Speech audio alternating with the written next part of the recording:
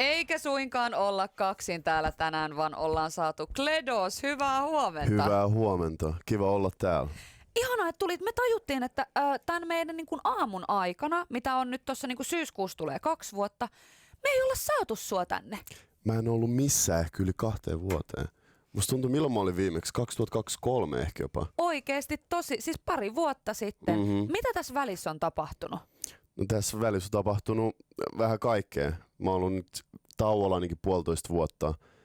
Ja nyt mä tulin tauolta tammikuussa backiin ja mä oon silleen tehnyt itse linjauksen. Mä en edes halua käydä missään haastiksi tai mitään, mutta nyt mä ajattelin, että on ihan hyvä aika taas tehdä niitä. Ihanaa, ja me ollaan onnekkaita, että ja me mä oon saatiin. totta kai heti täällä. Näin. Ihan valitsit oikein. Musiikkia meille ja meidän kuulijoiden korville. Hei, tänä viikonloppuna tullaan viettämään valmistujaisviikonloppua.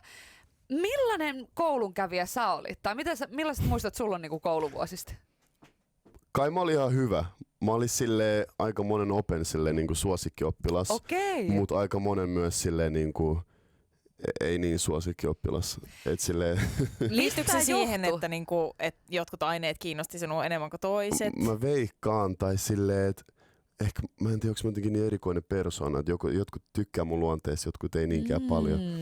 Että mä oon olla myös vähän jääräpää, niin silleen kaikki opet ei tykännyt siitä. Mutta mä en tiedä, minkä takia susta tulee vähän semmonen siis energia, että sä oot ollut varmaan silleen niinku keskivertoa parempi koulussa, just oikeesti niinku tosi fiksu. Ja sit sä oot ollut niille opettajille, kestä sä et oo tykännyt, niin sä oot korjannut niiden virheitä tyyliin, jos ne sanoo tai jotain. No siis tyyliä. Ei edes sillä, että mä en olisi tykännyt jostain opettajasta, vaan musta tuntuu, mä oon muutenkin ollut vaan silleen, että mites tää juttu. Ja sitten on ossa vaan hiljaa, tiedätkö? Joo, anteeksi, mutta 1 + 1, niin se ei oo 3. Nyt neiti rehtori oikeesti. Mut mites tämmöiset niinku valmistujaiset? Miten kun me vähän muisteltiin silleen meidän omia, niin ne on ollut aika railakkaita. Niin miten sun? No siis mä dropouttasin lukiosta tossa ennen kuin mä edes meninkin valmistunut. Eli miten pitkään sä kerkesit olla siellä? No siis mä olin ihan 3 vuotta lukiossa. Oikeesti? Mulla oli siis mä muistaakseni mä kirjoitin, mitäköhän mä kirjoitin? Oisko enkun, että mä pääsin siitä läpi. Ja sit niin kun mulla oli tulossa kirjoitukset muista jutuista, mä olin vaan silleen, että tää musaura alkoi nyt ja silleen, että en mä edes tiedä, mitä mä tekisin lukion jälkeen. Ja sit mä vaan niin dropouttasin. Mut hauska juttu. Mä oon aina sanonut, ennen kuin mä edes menin lukioon, mä aina sanoin, että mä tuun olemaan lukio dropout. Oikein? Eli sä oot manifestoinut tavallaan joo. Tai sit sä olit vähän niin kuin myös päättänyt jo sen. Joo, mä olin päättänyt se, ja sit mä olin silleen, että no mä menen silti lukioon, että silleen, mitä mä teen, kai mä haluan mennä johonkin opiskelemaan. Ennen kuin mä oon silleen 100 varma, mitä mä haluan tehdä mun lifeissa. Ja sit kun se tuli, niin mä olin silleen, nyt on oikea aika. Kun sä dropouttasit, niin oliko silloin töispiisi? Joo, silloin mulla kerkesi tulla töissä ja olisiko mun tullut jo niinku EP ulos silloin. Okei. Et mulla oli jo niinku silleen 6 biisi ulkon ja mun rupesi tulee keikkoja. Ja sit se oli just silleen, mä muistan, mä puhuin sen niinku mun ATRn kanssa silloin. Se oli silleen, että nyt sun pitää niinku keskittyä tähän musaan oikeesti, jos haluat tehdä tätä. Ja sit mä olin silleen, okei, nyt on se aika. Luenko historiaa vai teenkö musiikkia? Onko sulla käynyt missään vaiheessa mielessä, että sä kävisit niinku kirjoittamassa vielä? No se mä voisin. Eikö niinku aikuislukiossa sulla käydä vaikka teet se ihan milloin vaan? Ja jos sä oot kuitenkin käynyt ne niinku kurssit, mitä se vaatii. Joo, niin basically mun pitäisi vaan käydä kirjoittaa. Niin. Että mä voin tehdä se ihan milloin vaan. Ehkä joku päivä mä teen sen. Mitkä aineet olisi sellaiset, mitkä se ensimmäisenä kävisit kirjoittaa? Mitä ne pakolliset on? Siinä on ruotsia, matikkaa, Äidinkieli. äikkä. Mun mielestä äikän vai enku mä kirjoitin, mä en muista kumpi se oli. Ja sit varmaan joku, no historia on aika jees. Joo. Historia varmaan kirjoittaisi. Okei. Se on myös vaikea aihe, kun siinä on aika silleen, sanotaan niinku, aika laaja otanta. Mutta mua kiinnostaa muutkin historia. Joo. Mutta toisaalta, ja tää ei ole ehkä semmonen, mitä niinku kellekään sanoisin, että kannustan, että lopeta koulu, koska itse sille katsoo jälkikäteen, niin on sillä, että vitsi kun ois mennyt lukioon. Mä en ole käynyt ollenkaan lukiota. Mutta sun kohdalla tää oli kyllä ehkä ihan hyvä juttu, koska me juteltiin tuossa Karolinan kanssa just ennen kuin tulit, että sä oot aika paljon raivannut muille tietä, kun puhutaan niin kuin räpistä, trapista, tämmöistä niin kuin uuden aallon, ketkä nyt sit pystyy sanoa, että missä vaiheessa on mikäkin uusi aalto, mutta Töis-biisi oli tosi iso tienraivaaja, kun puhutaan niin kuin tämän hetken räpistä ja mitkä tuolla listoilla niin kuin pyörii. Niin oot sä sisäistänyt ton? Aattelet sä ite noin? No kyllä varsinkin, kun sille aika moni niin kuin sanoo mulle tuota koko ajan. Ja kai se vaan on niin. I guess se on niin. Kato, niin vaatimaton. Älä. Mieti. No hei, sä palasit keikkatauolta tosiaan alkuvuoden maissa. Ja Himos Juhannus kutsuu nyt kuule. Ei ole enää montaa viikkoa. Oot sä ennen ollut Himos Juhannuksessa? On ollut, se on aika hullu festari. Mä tykkäsin tosi paljon. Eikö ne muut, niitä ei oo nyt, niin Himos on se kyllä sellainen, mitä mä odotan tosi paljon. Ja Himos on niinku, sanotaan, että se on semmoinen niinku juhannusfestareitten niinku se on se tärkein. On. Ja siis mun mielestä ensinnäkin mä haluaisin nyt pureutua tähän niinku Himosjuhannus, tämän festarin nimeen, koska siis mun mielestä kaikki festarit pitäisi nimetä tolla tavalla, että se ei niinku tiedät jo sen nimen perusteella, että missä se tapahtuu ja milloin se tapahtuu. Se on aika selkeä kyllä. Himos Juhannus. Ei tarvitse oikein selittää muuta. Niin. Mutta miksi jokaisella, joka on käynyt siellä, niin niillä tulee niinku himoksesta, että sit jos himos on missä tahansa muussa yhteydessä, niin tulee vaan se niinku, joo. Sä muistat Karolina Tuominen, kun me oltiin, sanotaan 2 vuotta sitten Himosjuhannuksessa, rehellisesti. Jäikö lämpimät muistot? Silloin lämpötila oli niin viileä, että jäi muistot. Oliko todella siitä kiinni? Musta tuntuu, että me niinku korjataan tää. Kun me ollaan ajateltu, tää tulee olemaan korjaava kokemus. Joo, me ei olla siis ikinä Karolina Tuomisen kanssa, vaikka ollaan vuosia tunnettu, niin ei olla siis viihteillä oltu. Niin kuin, ei olla silleen niin oikein kunnolla paiskittu kanisteria. Ei. Ette koskaan? Ei ikinä. Oikeesti? Ja kautta olette tuntenut? 21, 22. Kuitenkin puhutaan silleen niin kuin about 5 vuotta. Niin. Okei. No Himosjuhannus on tulossa. Niin on. Miten onko näin, että sä oot niin kuin absolutisti? On joo. Okei, eli oot sä ikinä juonut? En ole ikinä juonut. Tähän päivään saakka. Ja onko sulla nimenomaan, että sulla ei ole mitään kiinnostusta tai semmoista niin kuin herännytkään, että sä haluisit? Ei, varsinkaan tässä vaiheessa. Mä oon 27 nyt, niin silleen, että jos mä oon tähän saakka päässyt ilman vähän niin kuin, niin turha aloittaa edes. Mistä sä oot saanut niin kuin noin, tiedätkö, silleen vahvan ja vankan silleen, että sä, tiedätkö, nuoresta asti, koska silloin on kuitenkin aika vietävissä. Moni on ryhmäpaine, jne. Niin ihan vaan nyt ajatellen myöskin niitä, jotka valmistujaisia juhlii viikonloppuna, on friendien kanssa menossa, eikä ole vielä koskaan käyttänyt alkoholia, mutta pieni semmoinen paine, että pitäisikö nyt? Se on tullut mulla ainakin silleen, kai se on tullut kasvatuksesta mun äidiltä ihan vaan niin kuin silleen, että jotenkin mä oon oppinut kotona, että niin kuin päihteet ei ole hyvä juttu. Ja tavallaan se on niin kuin itsestäänselvyys, mutta silleen monilla on perheissä niin kuin erilainen suhtautuminen päihteisiin ja näin, mutta meillä se on aina ollut silleen, että se ei ole niin kuin hyvä juttu. Ja mä oon seurannut sitä, kun mä oon urheillut tosi paljon niin kuin pienestä jo. Ja just silloin, kun mun niin kuin frendit oli siinä ja kaikki kokeili alkoholia ja päihteet, niin mä olin silloin taekwondo-treeneissä. Ja mun äiti aina sanoi mulle, että valitse se tie, minkä sä haluat sun tulevaisuuteen. Että tää ei ole se tie sulle, että ymmärrä, että mitä nämä muut tekee, niin ei ole sulle, jos sä haluat mennä tietynlaista tiet tulevaisuudessa. Niin jotenkin se on vaan jäänyt mun päälle ja mä edelleen on sillä kannalla. Mutta et sä oot oikeesti, että sä oot kuunnellut sun äitiä, koska tietään, että monesti jossain tietyissä iässä, että vaikka arvostetaankin omia vanhempia, niin sitä ei vähän jotenkin ne menee kuitenkin vähän silleen tosta se on ohi. enemmänkin, että jos vanhemmat sanoo silleen, että nyt lähdet oikein kunnolla ryyppäämään, niin sitten oot silleen, että no en varmasti. En todella, en aio koskeekaan. Minä ei ole mitään muuta kuin vettä tänä iltana. Jep, mutta sulla on ollut ihan toisinpäin. Sä oot siis sun äitille ostanut asunnon myöskin. Sä oot varmaan saanut ihan siis kyllästymiseen asti tästä aiheesta myöskin puhua, koska lehdet nosti otsikoita mutta mun mielestä oli, kun mä näin nämä otsikot, mä olin iloinen siitä, että onko peräti silleen näitä harvoja kertoja, kun nostetaan silleen hyvästä aiheesta. Positiivisia asioita. Jep. Tämä on muuten totta. Koska oikeasti tosi paljon ne on aina negan kautta, ihan sama mitä lukee. Niin, siis asuuko äiti tällä hetkellä siellä asunnossa? Joo, asuu. Me ollaan naapureita. Mä astaan samassa talossa. Ja sit meillä on kämpät, niin kuin mä oon vähän ylempänä ja sitten äiti on silleen pari kerrosta alempana. Okei, miten paljon te vietätte aikaa yhdessä? No melkein joka päivä, joka toinen päivä ainakin. Et sillä kyllä mä välillä menen syömään aamupalaa äidin luokse. Eikä. Koska ennen se oli, että äiti asui vielä Rastilassa sieltä, niin kuin mistä me ollaan tultu. Ja sit mä asuin niin kuin Kalassatamassa ja sit mun piti aina välillä, kun mä kerkeen, niin mennä sinne Itä-Helsinkiin. Mutta nyt se on, niin kuin, nyt se on täällä. Ja... Helpompaa myöskin, kun se on siinä lähellä. Okei, wow, arvostan. Mut hei, viime yönä on tullut sulta uusi biisi, tää Tunne. Niin onko sulla ollut jossain suhteessa tämmöisiä niin kuin tunteita, että joku ihminen olisi liian hyvä sulle? No siis, kyllä niin kuin kaikki nämä varsinkin mun uudet biisit, kyllä ne on niin kuin ihan oikeassa tilanteessa tehty biisejä. Että ne on niin kuin oikeasta elämäntilanteesta tehty. Joo. Onko ne niin kuin samasta suhteesta kertovia biisejä? Ne mitä, joo on. No, mä oon ollut yhdessä suhteessa mun elämän aikana. Aivan. No, mä oon ollut kahdessa periaatteessa, mä oon ollut sille ihan nuorempaan mä oon ollut, mutta kuulemma niitä ei lasketa, kun on ollut sille ihan junnu. Niin silleen, kuka nämä määrittää, että mikä lasketaan? Niin sille kunnon suhteessa mä oon ollut niinku yksi suhde on ollut. Okei.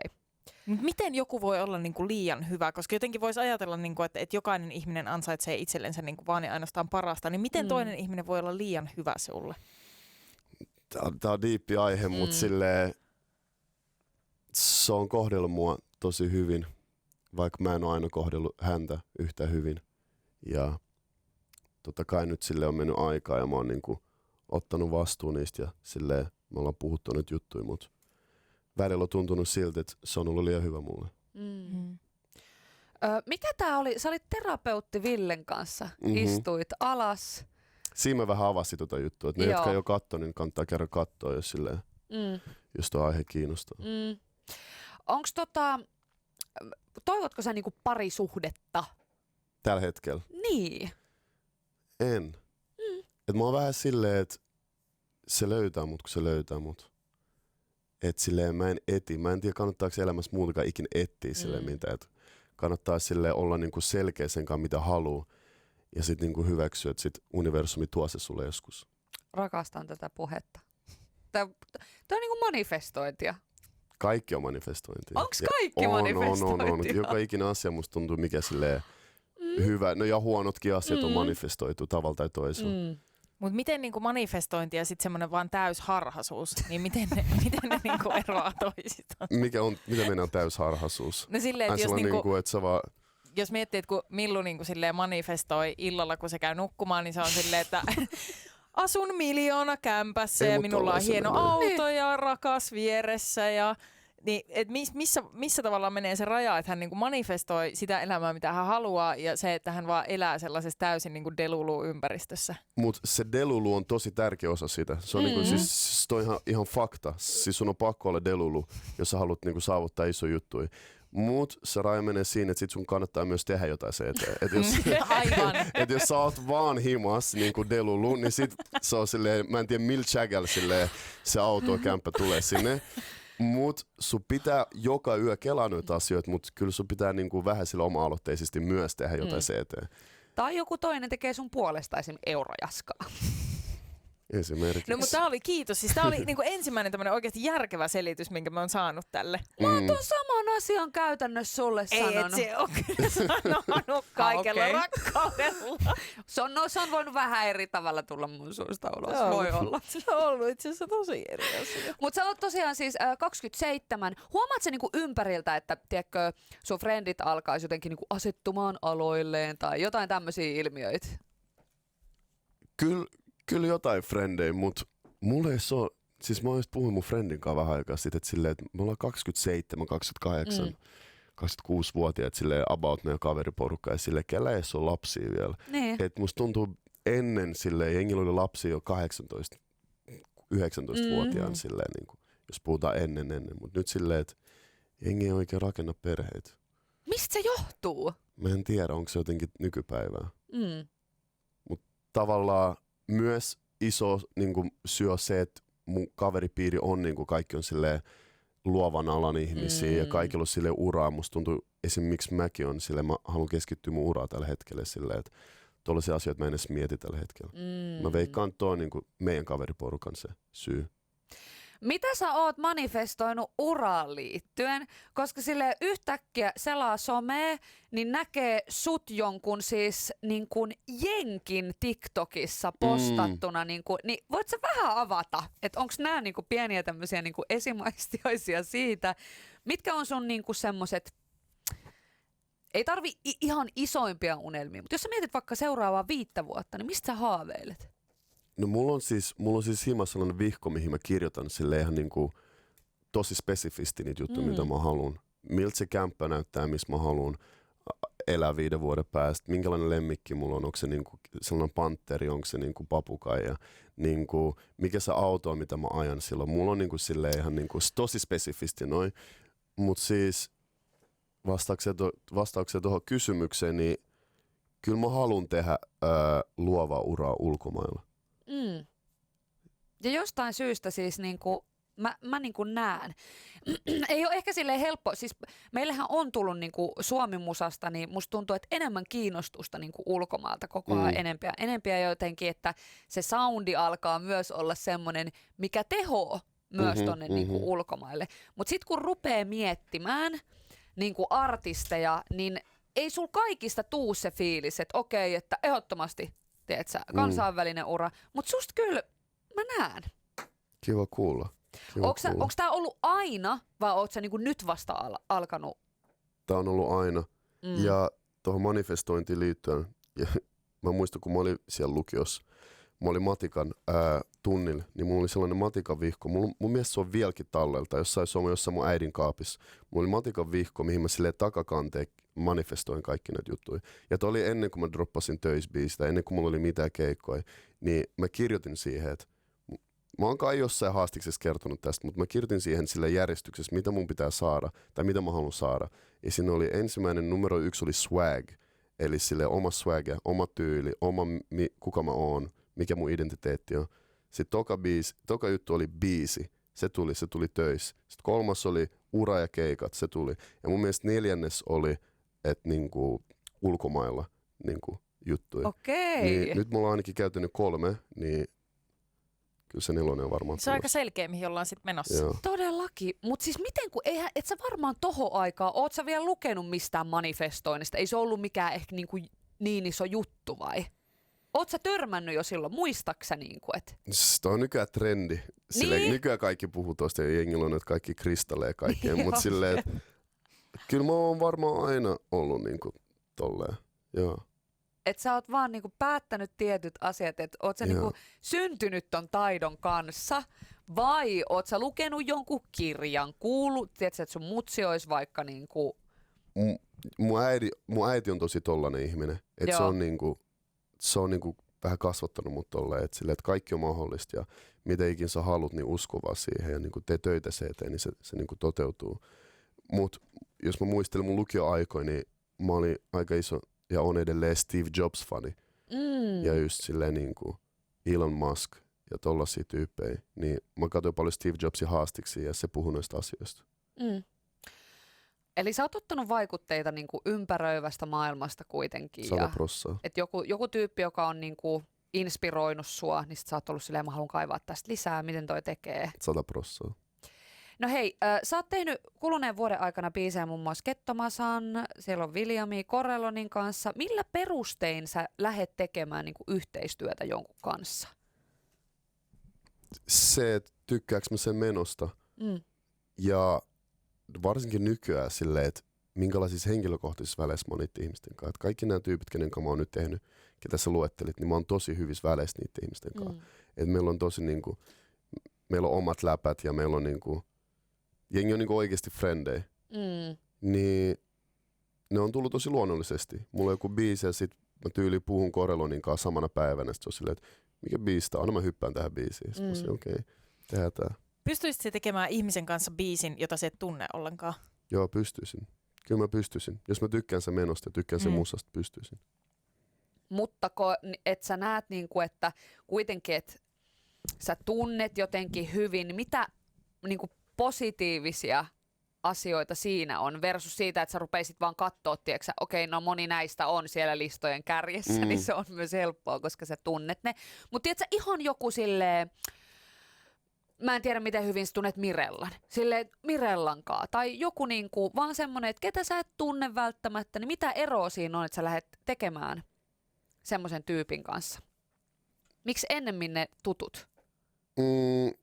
Ehkä nyt silleen ne, mitkä on ollut niinku luonnollisesti just silleen, että mä oon hengannut jotenkin tyyppien kanssa silleen, että ne on vaan ajauduttu siihen, mutta kyllä mä Mirellan kanssa tekisin Any Day-biisi. Okei, tää on hyvä. Mä rakastan Mirellan musiikkia. Me laitetaan meidän oma manifestointikalenteriin. Mites Minttu? Minttu on kova. Eiks niin? Mintun kanssa mä oon puhunut jotain. Okei! Joo. Kuulitte sitten ensimmäisenä täältä Loviaamusta. Voidaan sitten me aletaan kanssa kertomaan sellaista tarinaa, että se on itse asiassa lähtenyt täältä meidän keksimä juttu, joo. Meillä ei tule mitään hyviä omia ideoita, niin meidän pitää vaan hypätä näihin Mut kyllä mä vaan siis teitä niinku taiteilijoita ihailen siinä, että mistä tääkin Kledos kertoo, että joo, että silleen luontaisesti miten luontaisesti syntyy biisi? Miten voi luontaisesti syntyä niinku taidetta tolleen?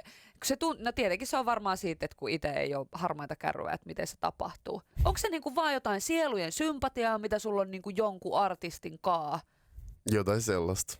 Joo. Jotain sellaista. Ja sit se on tosi paljon siinä hetkestäkin ja sille parhaat asiat tapahtuu myös vahingossa. Et esimerkiksi just nyt sille esimerkkinä tuo Corellon biisi, niin se oli biisi, minkä mä olin tehnyt studiolla.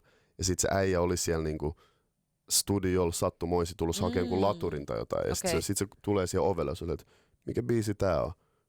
Joo, me tehtiin tää äsken. Okei. Sitten me nähdään seuraava päivä, mennään syömään yhdessä. Silleen, että hei, se oli kova biisi, minkä soi. Pitäisikö mun hyppää siihen? Okei, itse asiassa. Me ollaan kyllä hengannut tässä viimeiset 2 viikkoa joka päivä. Tiedät, se hyppää tähän. Ja sitten se, niinku, se tapahtuu. Okei. No, miten tää viime yönä julkaistu biisi? Oliko tää semmonen, että sä et halunnut tähän ketään fiittiä?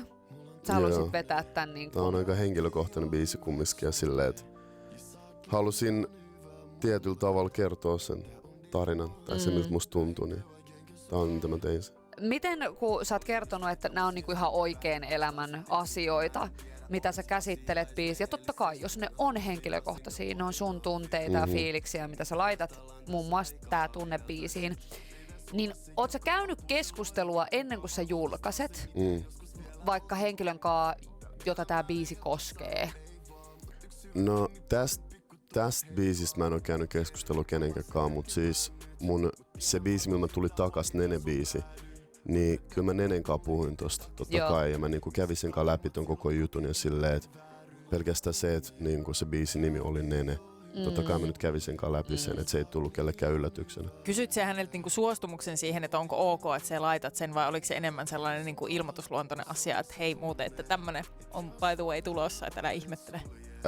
Kyllä mä vähän niinku kysyin lupaa siltä. Kyllä mä kysyin lupaa siltä ja me niinku keskusteltiin ja sit mä sanoin silleen, että jos tää tuntuu sulta oudolta ja sä et halua, että tää on se, niinku sano se mulle, niin totta kai mä en tekisi mitään, mitä sä et haluis. Ja se antoi mulle siunauksen siihen ja sit se biisi tuli sille ulos. Hei, nyt on pakko kysyä, Kledos, kun tästä on niin pitkä aika, kun sä oot viimeksi täällä ollut. Meillä on tämmönen siis minuutin kello. Sun edessä on lappuja siinä. Oh shit. Pystyisit sä mahdollisimman moneen vastata ton minuutin aikana? Eli niin moneen, kun sä pystyt. Ja sillä määrällä, mitä sä vastaat noita, niin me voitaisiin ehkä soittaa sun biisejä sitten loopilla. Oikeesti? Eli sanotaan panokset on aika kovat. Onko sun minuutti aikaa? Sulla on minuutti aikaa ja kello. Ja jos mä en vastaa? Niin sä et saa siitä pistettä. Siitä tulee yksi miinuspiste, joo. Mutta onko tää niinku alias, että silleen, että jos tää niinku ei ole hyvä, mä voin heittää pois, mut sit niinku... Siitä tulee miinuspisteitä. Joo. Ai vitsi. Let's get it. Eli siis pahimmassa tapauksessa niin voi olla, että sun biisejä otetaan siis pois tuolta. Blokki joka kerta. Et just aina kun halutaan soittaa, ei kun tässä on vielä, meillä on 2 blokkia vielä. Okei. Pitääkö mun lukea nää ite? Joo, luet ääneen sen kysymyksen ja sitten vastauksen. Kello lähtee käyntiin nyt. Okei, paljon sulla on käteistä mukana? Mulla ei ole käteistä mukana ollenkaan. Mulla on pankkikortti ja mobile pay, eikö siis Apple Pay. Paras kohteleisuus, jonka olet saanut. No mä just sanoin, kun mä taskuparkkersin tuossa äsken. Mä sanoin, että pitäis mulla on nopea. Et Gettomassa kehu mun taskuparkki. Mitä sulla on taustakuvana? Mun taustakuva lukee Faith. Okay. Mihin vaatetrendin et ikinä ottaisi osaa? Dunkit, skate-dunkit. Lempi aamupala. Kananmuna. Mikä asia ei kiinnosta sua yhtään? Aamupala. Mä en syö aamupalaa. Missä olet huono? Mä oon huono häviä. Mikä auto sulla on? Porsche. Mikä biisi sulla on sun viimeksi päässä? Kledos tää tunne. Mitä hajuvettä käytät ATM? Louis Vuitton Real Dessert. Nimeä henkilö, jota seuraat somessa ilman, että tunnet häntä. Kanye West. En tunne vielä. 4 täytettä, jotka valitsit pizzaa. Aika. Mutta tän sä saat vielä sanoa. Tosta tulee piste. Okei. 4 täytettä, jonka valitsisin pizzani päälle. Tää kertoo sitten ihmisestä aika paljon tää vastaus. Okei, ootteko te valmiina? Ollaan. Okei. Aurajuusto. Mulla on silleen pari pizzavaihtoehtoa, mutta jos mä menen silleen helpolla, niin aurajuusto, kana, kebab, smetana. Nice. Semmonen. Okei. Siis toi pitää ehkä testata. Miten paljon tuli? 12. Mut niin, plus toi 1. Plus 12. Okei, joo, 12. Äijä oli reilu. Ois voinut sanoa 13. Niin sä olisit voinut kusettaa. Ei voi tuplaa. Tupla tai kuitti. Hei, meidän pitäisi ehkä ottaa joku semmonen vielä niinku toinen pakka. Tiedätkö sellainen niinku... Semmoinen, joka olisi oikeasti tosi paha. Eikö mä odotin, että mä olin silleen, että onko tässä niinku oikeasti pahoja kysymyksiä, mutta ne oli aika tollaisia perus. Eiks ne ollut ihan silleen? Mun olisi pitänyt heti ottaa tuon vauhti tuosta alusta. Mä vähän chillasin tuossa.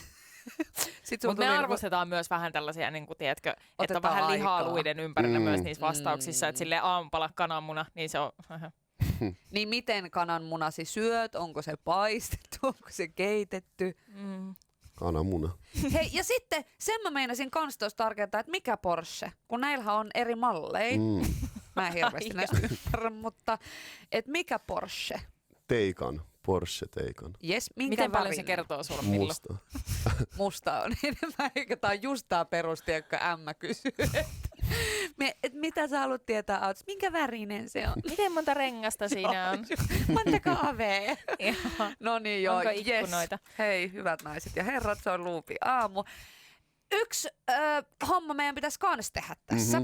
Sä oot tehnyt Red or Green Flag -haasteen jo, mutta mitä sä et oo tehnyt on Bare Minimum vai Princess Treatment. Okei, tehdään. Elikkä, oot sä nähnyt näitä videoita? Ehkä.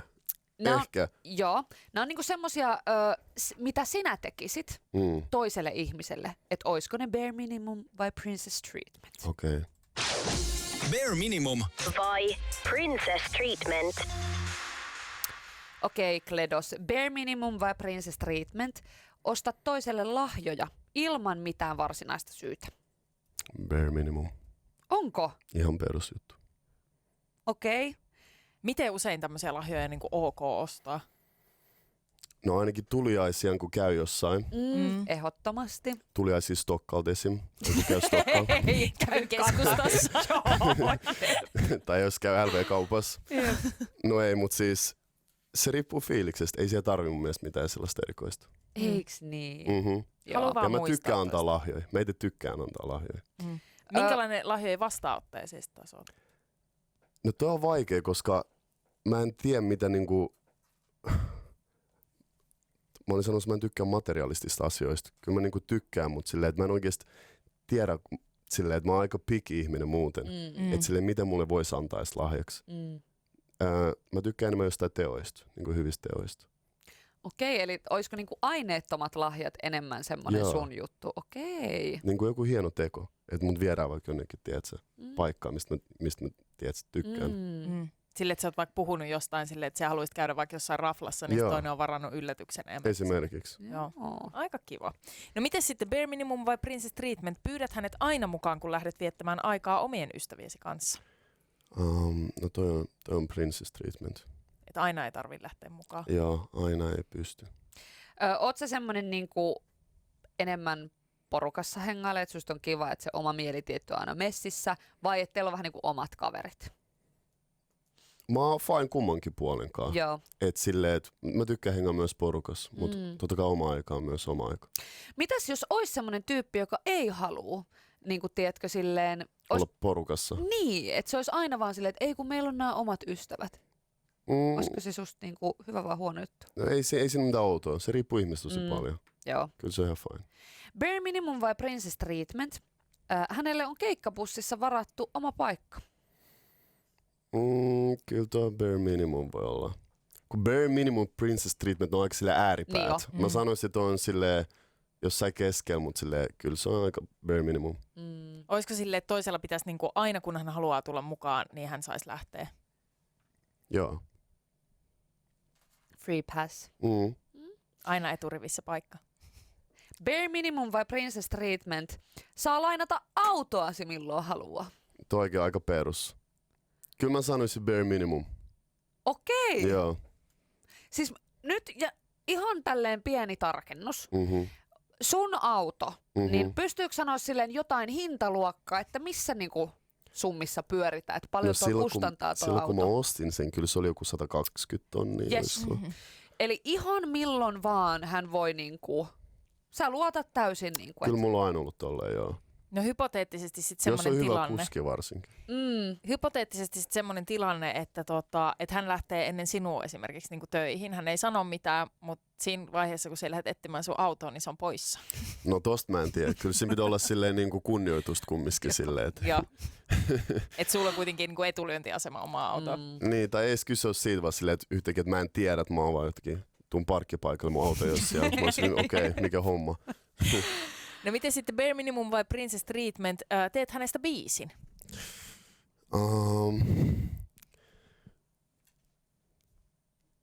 No mä oon tehnyt biisin. I guess tässä tapauksessa on... No kun se ei ole myöskään bare minimum, mutta silleen, että kai tässä on bare minimum. Pakon I edestä. guess, joo. Okei, bare minimum vai princess treatment? Annat hänen närppiä ruuastasi. Bare minimum. Mä tykkään jakaa, Okei. koska mä myös otan siltä. Mutta okei, mitä jos hän Reilu. ei haluaisi, että hänen ruokaansa kosketaan, mutta hän olisi kuitenkin sun lautasella? Ei se mene tolleen. Ei se mene tolleen. Pitää mennä molempiin Joo. suuntiin. Plus musta tuntuu me shareataan. Meillä on vaan niinku yksi yhteinen lautanen. Sitten me vaan syödään siitä.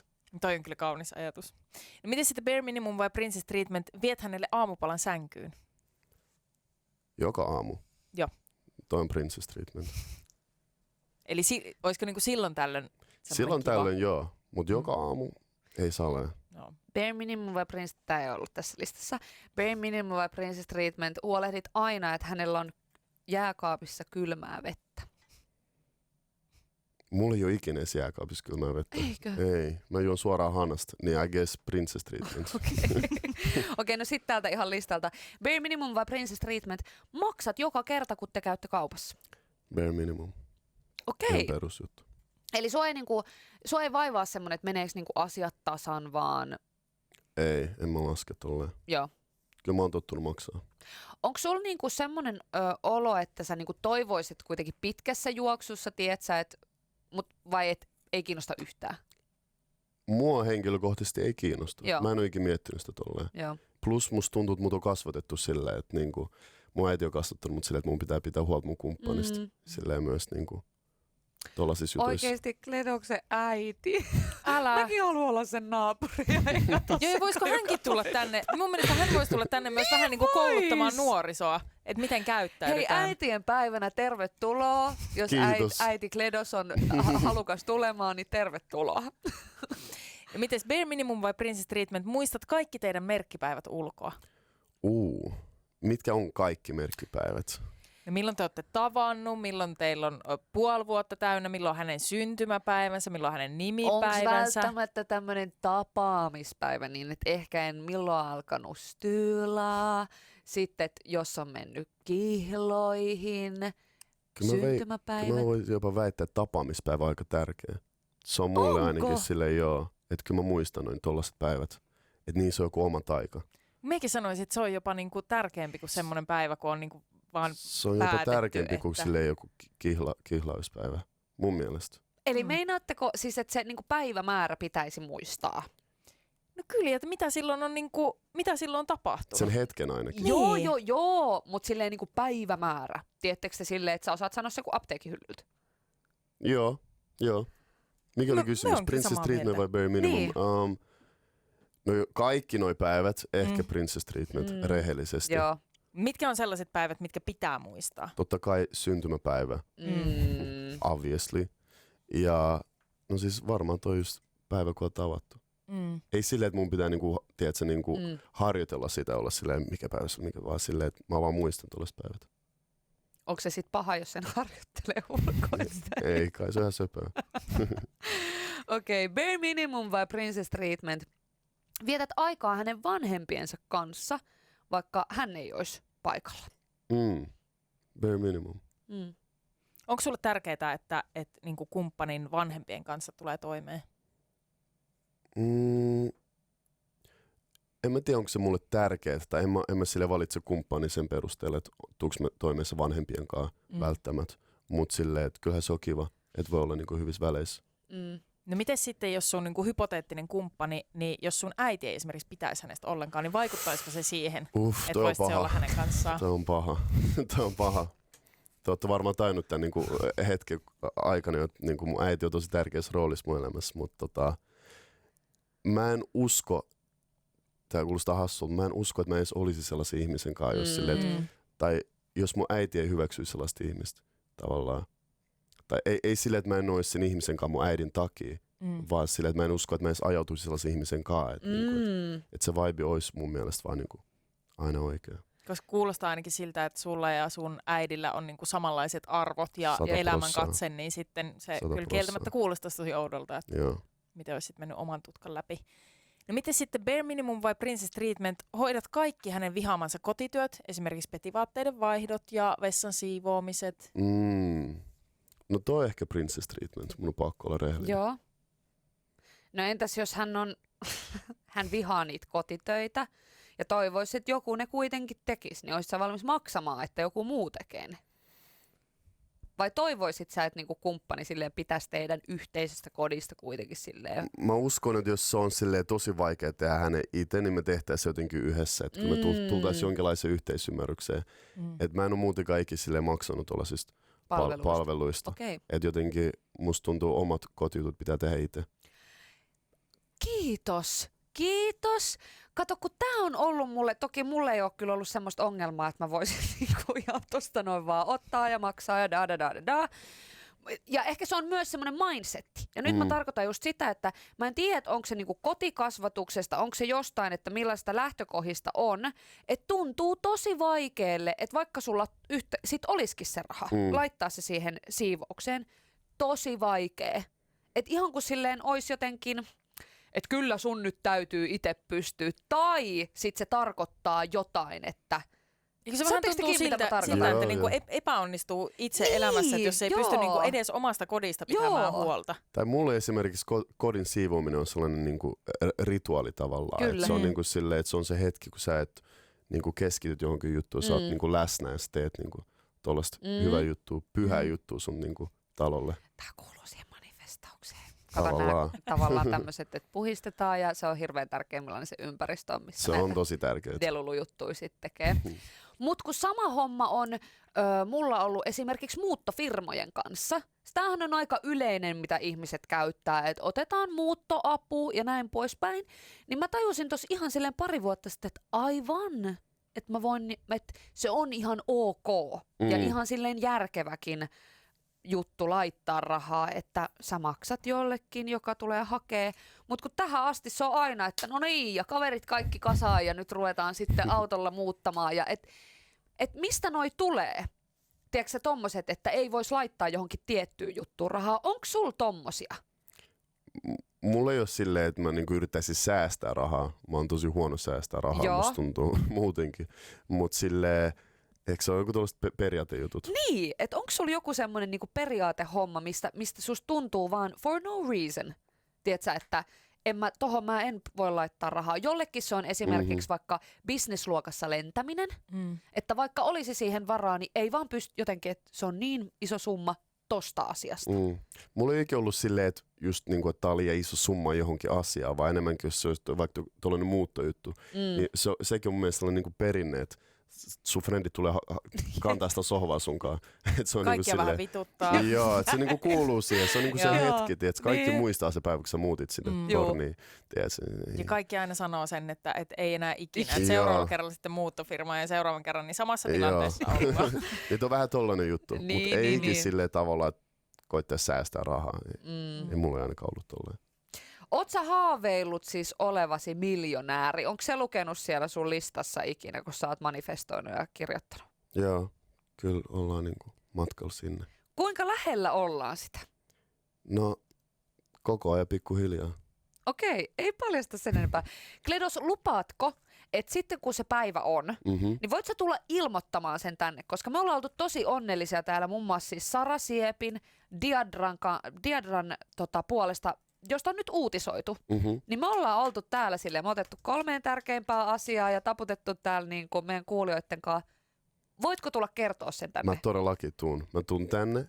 Ilman, että mä edes sanon. Mä vaan tuun, mä istun tästä ja mä sanon, hei, tiedättekö te mitä Me muuta? kätellään nämä jutut yleensä Kätellään, täällä. kiitos. Kätellään tää. Noin. Okei, eli sitten kun käy toi ovi tosta ja Kledos pölähtää, niin me tiedetään, Me että tiedetään mistä. jo, että mistä on kyse. Nyt olette joka kerta, kun mä oon täällä. No, oot sä vielä miljonääri? Jep. Oot sä nyt? Älä. Hei, kiitos niin paljon Kledos, että sä tulit meille vieraaksi. Ja tervetuloa sitten seuraavan kerran, kun tuut. Ja mehän tullaan siis näkemään, jos ei nyt et tuu miljonääriksi nyt tässä muutamassa viikossa, niin himosjuhannuksessa Joo. sitten. Todellakin. Loopin aamu. Millu Haataja ja Karo